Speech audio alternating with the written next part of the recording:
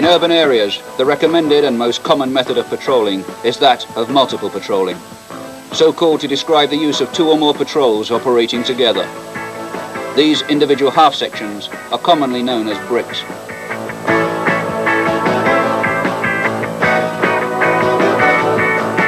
In this village, there are 3 bricks operating in a multiple system, and this film will demonstrate some of the basic skills and techniques used by a brick patrolling an urban area. Before bricks move out on a patrol, detailed orders are given which must include a clear mission and tasks to be completed. As you know, the area we're interested in is Murphy Village. And one of the houses I want you to pay particular interest to is this one down here, number 10. Before briefing his men, the multiple patrol commander will have already received a detailed briefing from the operations officer. This will include the current situation and threats, details of other patrols operating in adjacent areas, and the tasks of his own patrol. As part of the briefing, the intelligence officer updates the complete patrol on the latest intelligence picture in the area. If you see the bloke who lives there, get him out, have a word with him. Anything you can pick up on him that could be of interest, we want to know about it. When you're down in this area... From these initial briefings, the multiple commander then produces his own detailed orders, which he gives to the complete patrol. Patrol commander will give you your detailed orders for the tasks you're going to carry out on your patrol. The commander informs the individual bricks of their specific tasks and how he wants them carried out. The execution. The area we'll be moving in on this patrol will be area red. His orders must ensure that every man knows his task, how it is to be carried out, and the part he has to play. It's now 11:30 hours. Are there any questions? Good. Outside now for the kit check.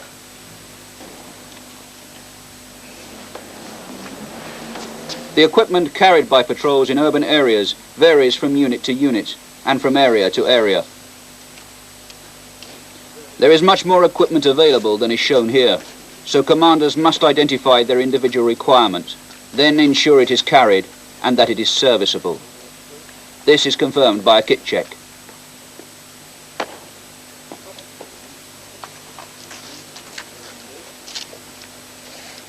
The carrying of much of the equipment is mandatory and will be laid down in unit standing operating procedures. Much of it is common to all members of the brick, but additional items of specialist equipment will be carried by nominated individuals.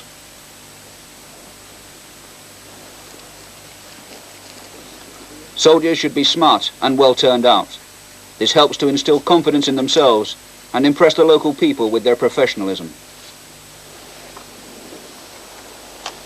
Minimum webbing is worn, the exact amount being determined by the additional equipment they are required to carry. Some of it is shown here.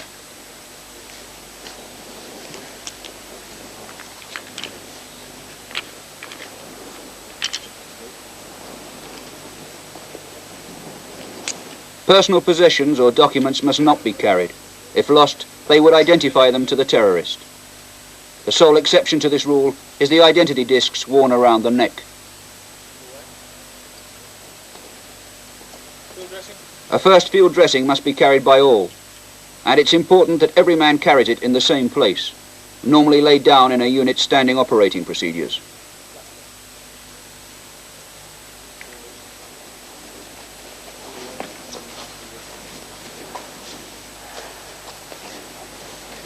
In this patrol, each man is carrying 1 magazine of 18 rounds, but again, this will vary from unit to unit.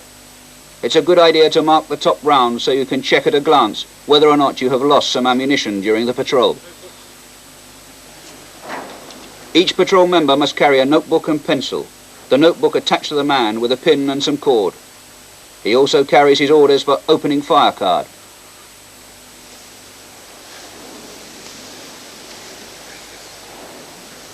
Each man also carries a length of white mine tape, which can be used to cordon off an area. It acts as a psychological barrier and allows soldiers to get behind cover rather than standing out in the open.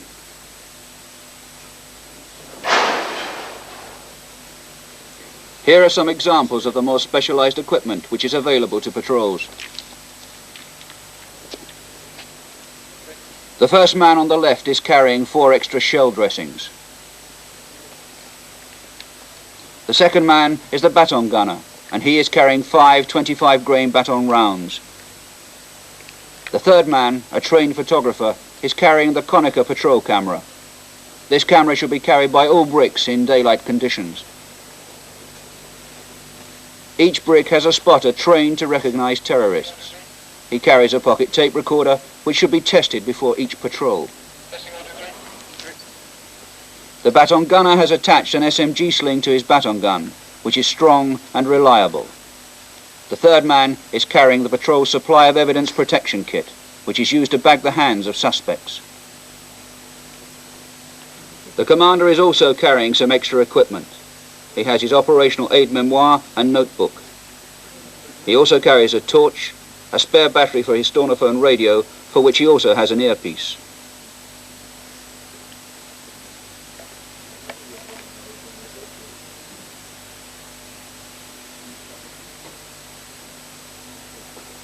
Finally, another useful item, often disregarded in the urban area, a pair of binoculars.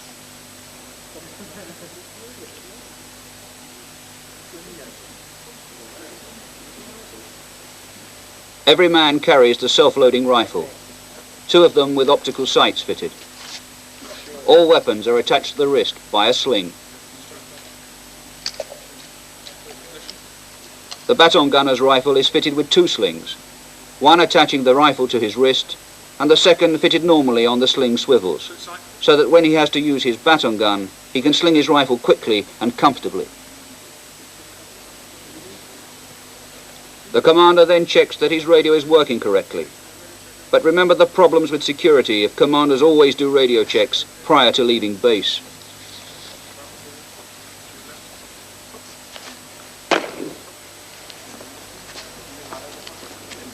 Weapons are checked at the loading bay. Loading is done as a drill and is strictly supervised by the brick commander.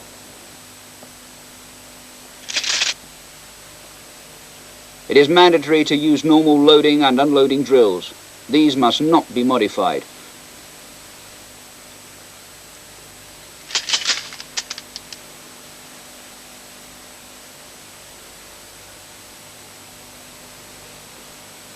The gas regulator and sight settings are checked before going out on patrol. In urban areas, the recommended sight setting is 200 meters.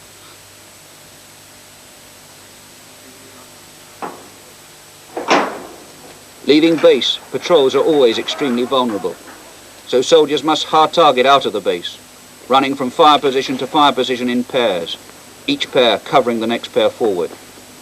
The OPs that guard the base must also cover the patrol routes out onto the ground.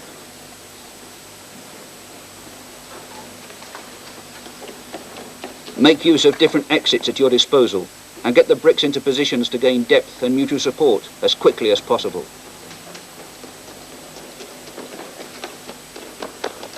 Here the patrols are hard targeting out of 2 different exits as they move onto 3 separate routes away from the base. Ensure that whenever soldiers are moving, there are others in fire positions covering the likely threats. When the bricks are away from the immediate vicinity of the base, they settle down into their normal patrol pattern.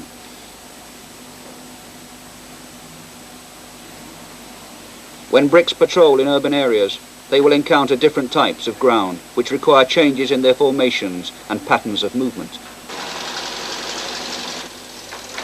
This brick is moving through a row of terraced houses. It's a confined area, and there's little cover available apart from the doorways.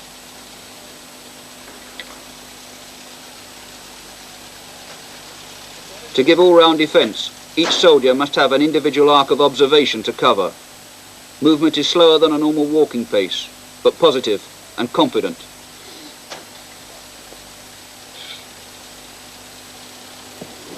Alertness is the key word, observing their individual arcs of fire and looking out for potential fire positions should the need arise.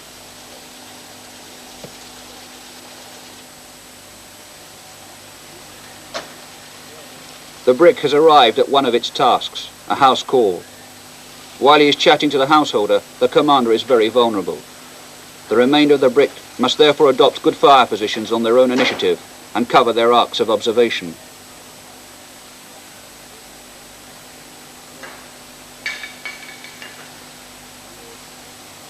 In urban areas, the best fire positions are kneeling, squatting or standing. The prone position is not recommended because arcs will then be limited. It takes time to react from the prone position, and it's difficult to engage targets higher than yourself, like blocks of flats or high ground.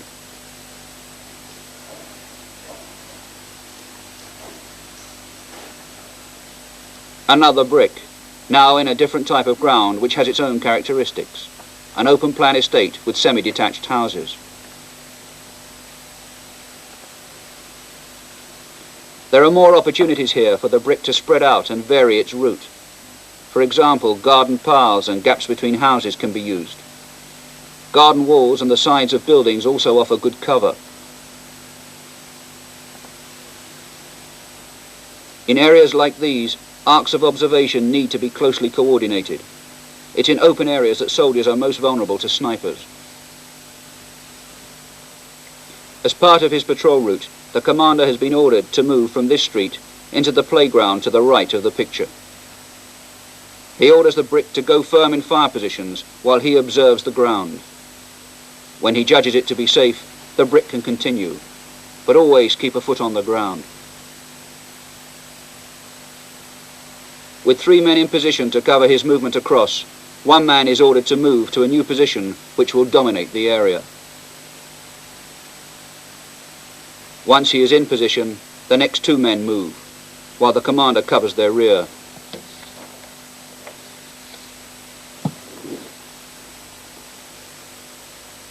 Finally, to complete the maneuver, he himself moves forward, covered by the rest of the patrol. At all times he has kept a foot on the ground, covering all the likely threats. Once the brick commander is in position, he decides to go firm in that area. Let's look at some of the fire positions adopted by the brick. It's up to each man to use his own initiative and adopt a fire position which makes best use of the cover available while continuing to observe his individual arc of observation. This is a bad fire position, as there is very little cover.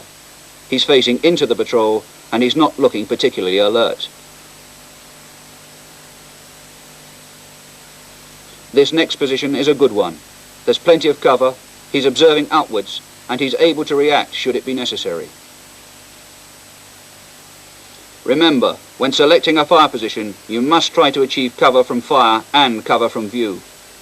When giving all-round defense to a brick, soldiers must face outwards. Meanwhile, the commander has seen someone that he wants to photograph to update his intelligence records. Notice how he uses the camera as unobtrusively as possible. The spotter in the brick tape records details of an individual who is of interest to the security forces. This information, including date, time and location, will be used later during the debrief.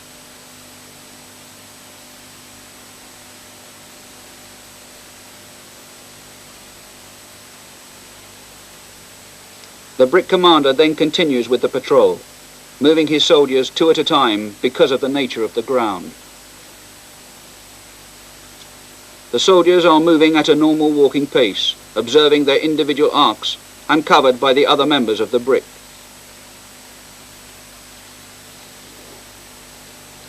Those in fire positions are not ballooning about while they are in position. This technique is only used when the threat of shooting is at its highest. As this man turns to face the opposite way, the soldier to the right of the green hut changes his position to cover the rear. And the same is happening on the other side.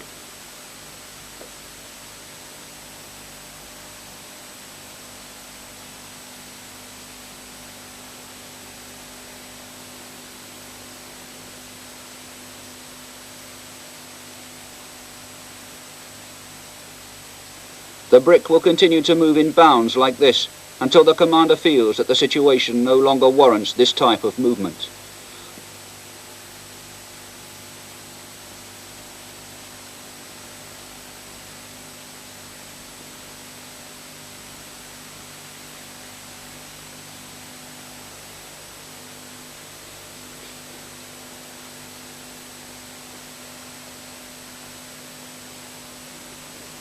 The alleyway is a familiar feature in urban areas. Again, commanders must change formations to suit the ground.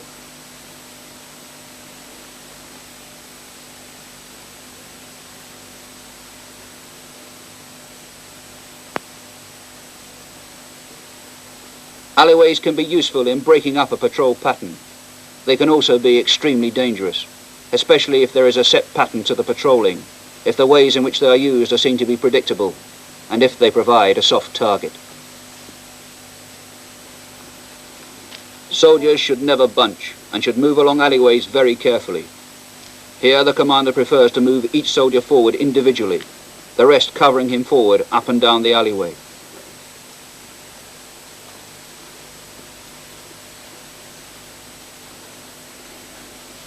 Note the soldier in the left foreground. He is going to use cover on his right-hand side and has therefore moved his rifle into his left shoulder to make best use of the cover available. His weapon has an optical sight fitted. This can be very useful for looking at specific objects, but it should not be used for general scanning of the area, as it will severely limit his arc of observation.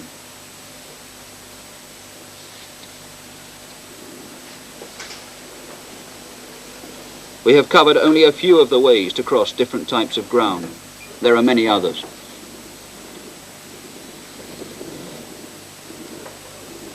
The important thing to remember is that commanders should always appreciate the type of ground they are moving through, and then adopt the positions and formations to suit that ground.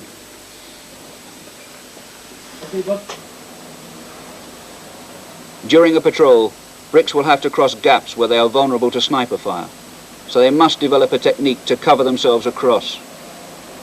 As this brick moves forward to the T-junction, the first two men get into position to cover the different directions. The brick commander then signals forward the second pair, who are covered across the junction by the two already in fire positions.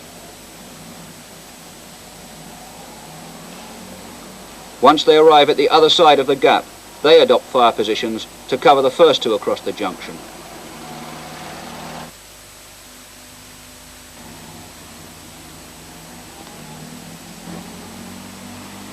The brick commander is moving his second pair one at a time, so that there are always three men in fire positions covering the three directions of the junction.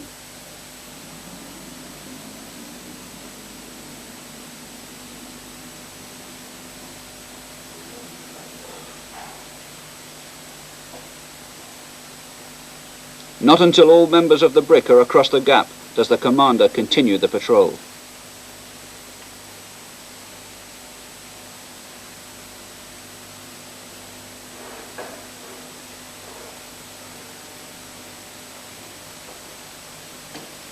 This brick now moves up to a crossroads. They want to move straight across the junction.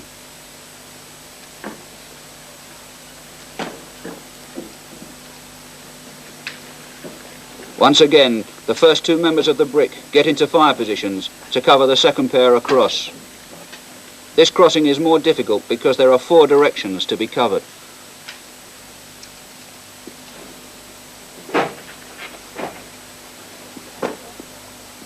Notice the speed of movement of the brick.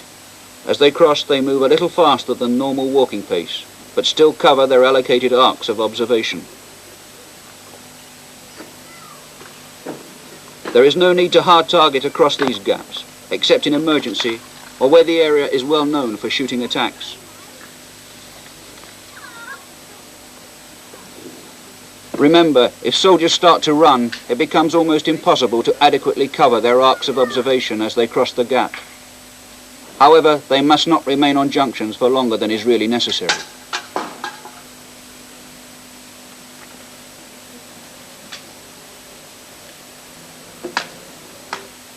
Meanwhile, this brick is moving up another road and is about to carry out a Pcheck. As the brick commander signals the patrol to go firm, each man adopts a fire position which gives the maximum all-round defense to the brick. Notice the way in which the commander uses the building as cover by getting his back to the wall. And don't be afraid to use the civilian as cover. When dealing with Pchecks, always be firm but polite. Give me your name and address. Hammock Valley. Your mic rise. 631 spots. 631 spots.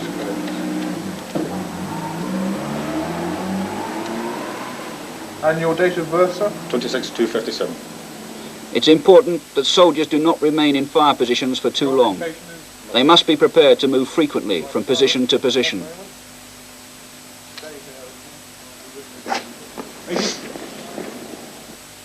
When the brick commander has got the information he requires, he'll change his position with another member of the patrol, so that a civilian being Pchecked cannot hear the transmissions on the radio.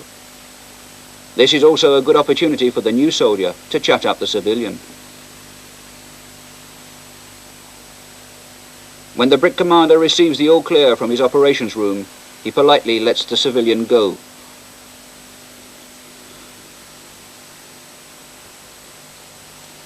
The brick continues, but notice that the patrol has changed its direction of movement. The brick commander is trying to make his patrolling as unpredictable as possible. Just one way of achieving the unpredictability which is so essential in avoiding set patterns and preventing terrorists from monitoring your movement. Another vulnerable period on patrol is when the brick is returning to base. Soldiers will be tired, and there may be a tendency to drop their guard as the patrol nears its end. Bricks should always hard target back into base, moving in bounds and covered by soldiers in fire positions and by the OPs in the base. The multiple patrol commander has coordinated the movement of the three bricks to cover each other as they return. This secures as much mutual support as possible right up to the end of the patrol.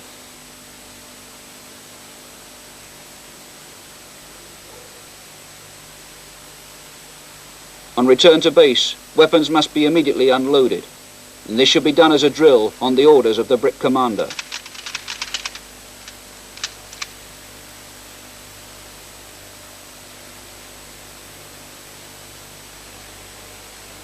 He should also check all weapons before allowing his soldiers to move away from the unloading bay.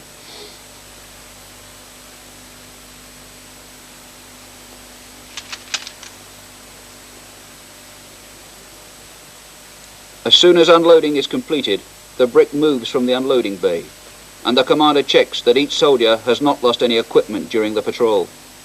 If anything is missing, it must be reported immediately to the operations room.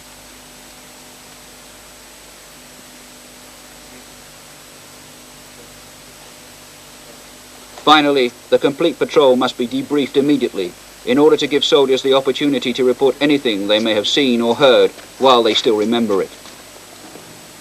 As we were walking around in the area of Gilham Drive and Staple Street, I noticed quite a bit of suspicious activity in that area. One or two yobbos on street corners dicking us. Did anybody see anything suspicious in that area and that they noticed? Well, so I saw David Rafferty on the junction of Staple Street and Park Road. He was speaking to Shane O'Connell, who was in a red Ford Escort. Registration Alpha Uniform India 6278. Here the multiple patrol commander is doing the debrief himself, with the intelligence officer in the background noting down the information gathered by the patrol.